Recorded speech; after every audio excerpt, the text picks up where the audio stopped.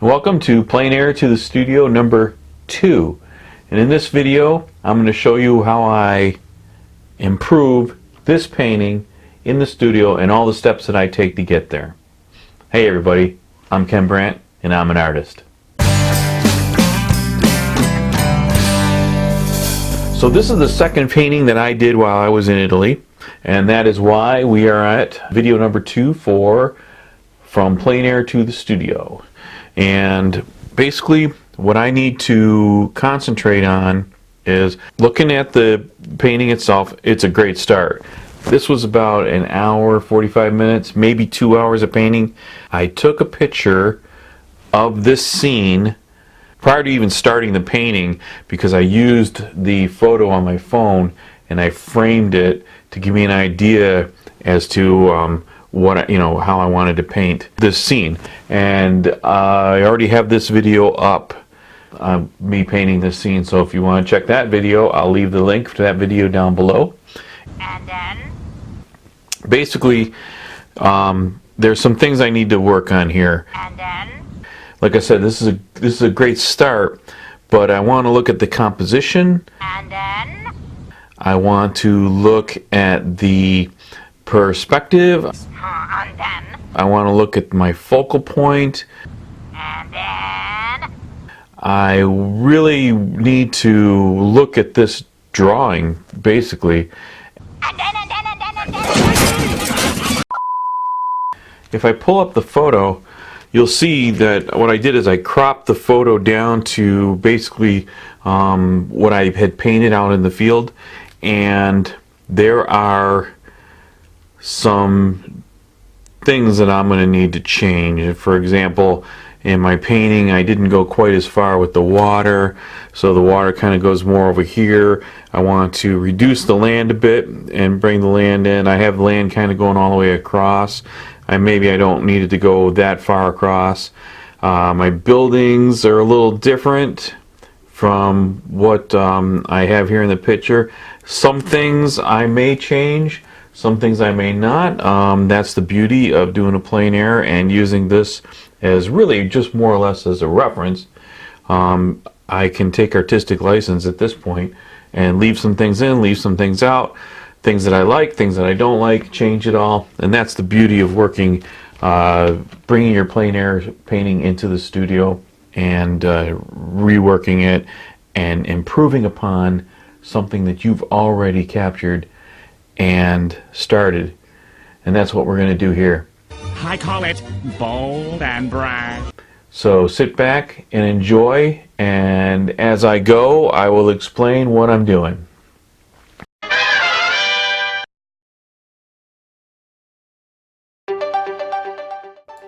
For those who are interested, I am using a white chalk pencil to draw in the new lines for the buildings, the water line, where I'm going to be putting the bridge because I have to move the bridge, and the skyline as well.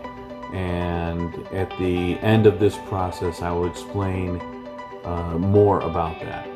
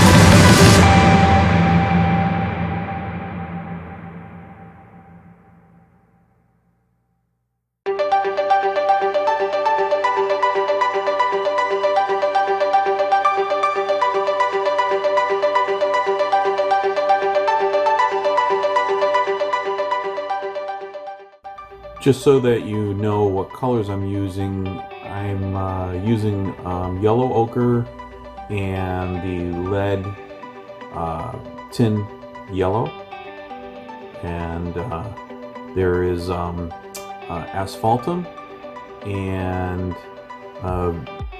variations of the titanium white and ivory black to change the values on those colors. But yeah, most of it is the yellow ochre. I do have some lemon yellow in there as well, and very small amount of cadmium yellow deep, which kind of has more of a orangey tint to it. So those are the colors that I'm using for the buildings, and when I get to the grass, I will explain the colors I'm using for the grass in the background and the foreground.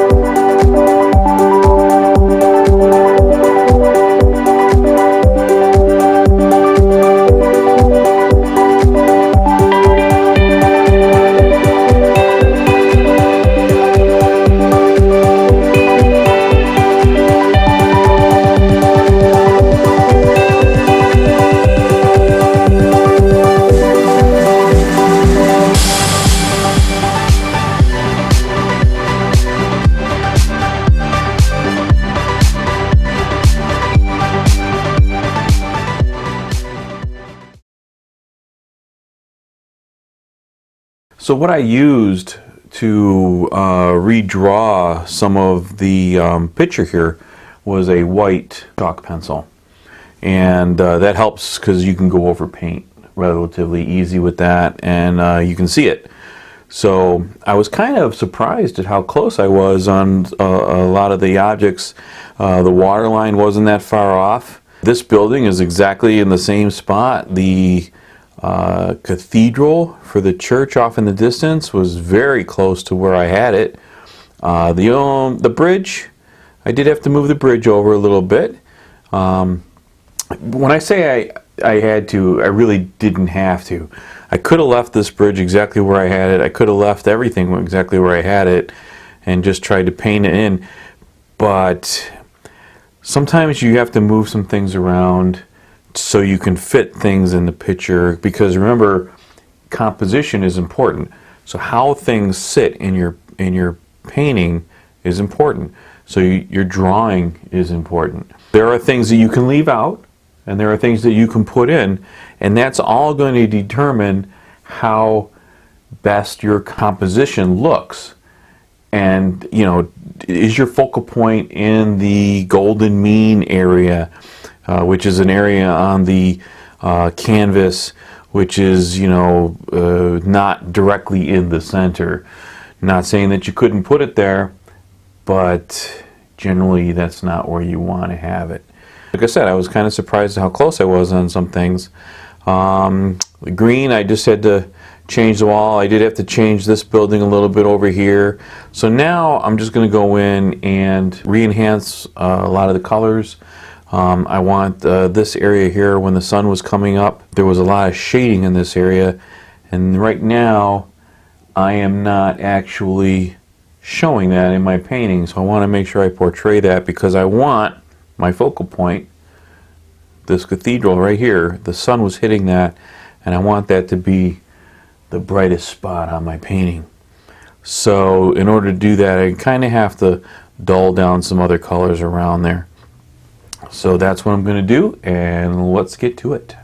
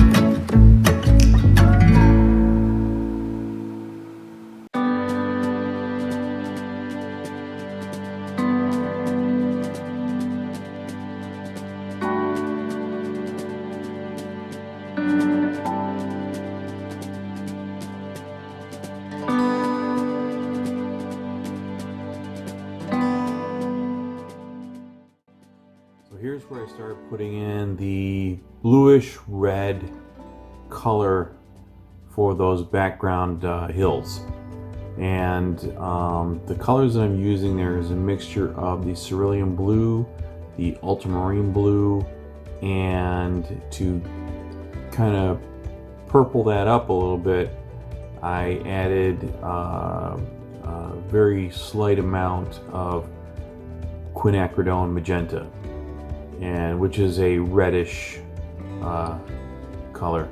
And so I mixed that with the cerulean blue, and it really makes a nice purple that I used for these hills to show that atmosphere in the dark in the background. And so I darkened it up for the closer hill, and then I also used that dark color in some of the little valleys a little bit on the further hill, and kind of gave those hills a little bit of interest there, as opposed to how they had looked before. They just looked flat and, you know, with that green. So, and that's what I did there.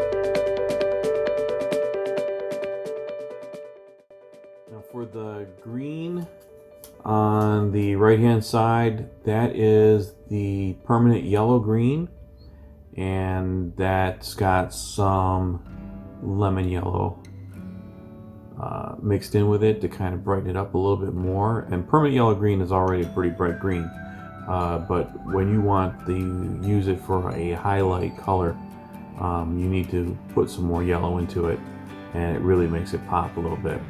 So that's what I did there. And then I took that same green and added Payne's gray to it and dulled that down, and made it a darker green. And that's what I'm using for the greens in the shadow areas. And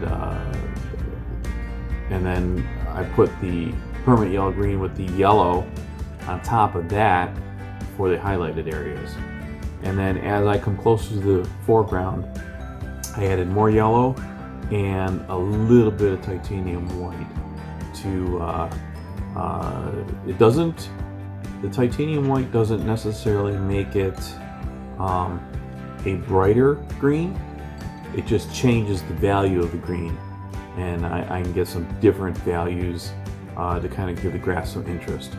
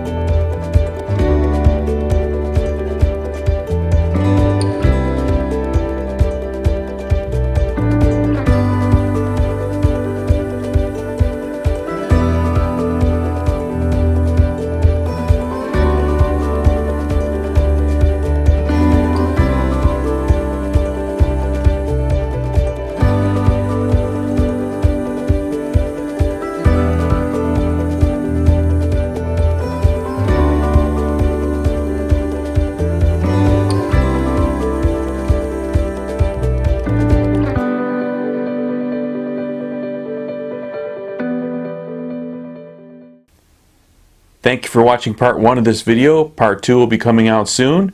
And if you like this video, make sure you give it a thumbs up.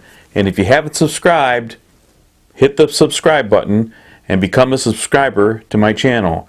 That definitely helps me out. And while you're at it, hit that bell notification, and that alerts you to whenever I put out a new video.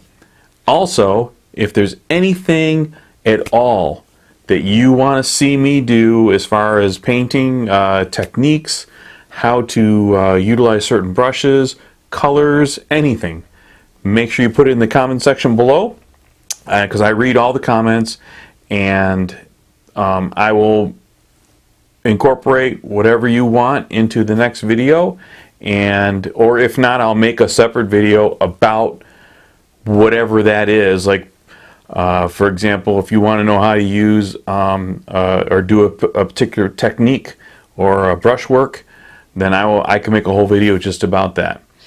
So until next time. So welcome to From Plein Air to the Studio number 2.